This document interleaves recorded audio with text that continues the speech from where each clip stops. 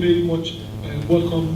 Thank you very much. Let me use the power bestowed on me. Yes, because the youths are the new generation of the world, and especially now, world is shifting. We are shifting to fourth industrial revolution, so things are naturally coming to a different format. So the previous format that our elders used to know how to lead has changed from what they used to know about how statecraft usually work to what is supposed to be done. So what I believe is what we need to do is to look into this world as a collective economic system where we should connect and transact with each other. Like you mentioned about farmers and herdsmen clashes that is happening, simply because we look at the case principally as a crisis, communal clashes, instead of looking at it as an economic issue.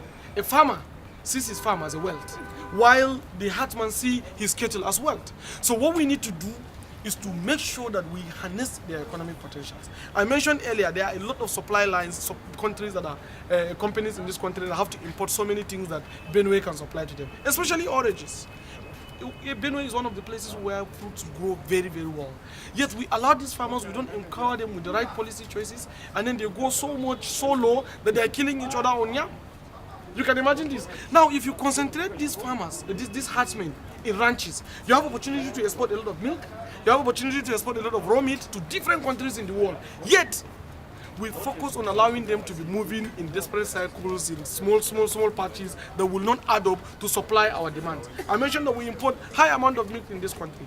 Now, with the high amount of milk that we import in this country and all the dairy products, the number of kettles in this country can be able to supply the demand.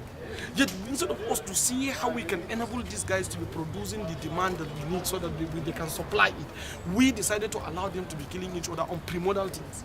That is why it is very important for us to come together and formulate a policy that will make sure that we live in a peaceful, coexisting nation. Now, platform. Yes. You haven't told us the platform you wish to contest for the exalted presidency. Yes.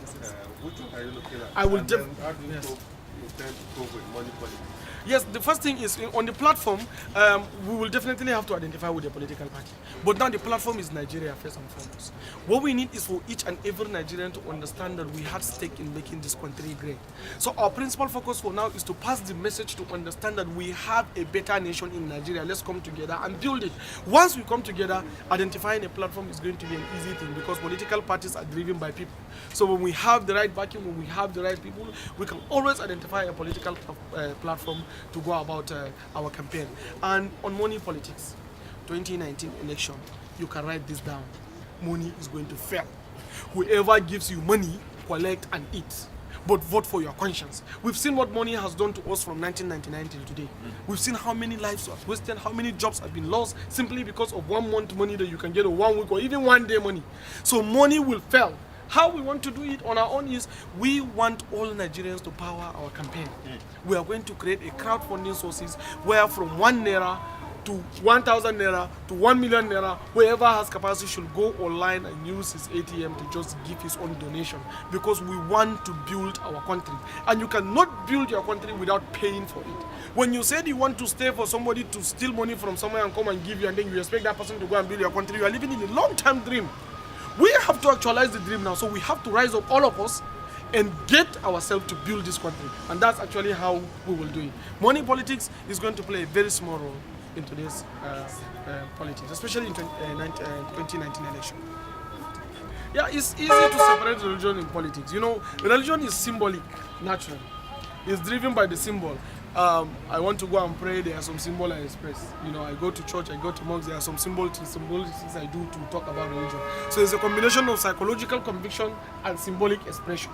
So what we intend to do is to come up with a deliberate campaign of reawakening to define the principles of Nigeria as one functional society. So therefore, the religion, according to what we believe, is that it should completely stay away from politics. And our religious leaders, we will think that they act more and they function more responsibly when they lead as traditional and cultural actors than when they interfere into our political system, because they bring our division to us, they amplify our fault line, and in most cases they make people to start killing each other. And they should understand that religion and politics is always a problem.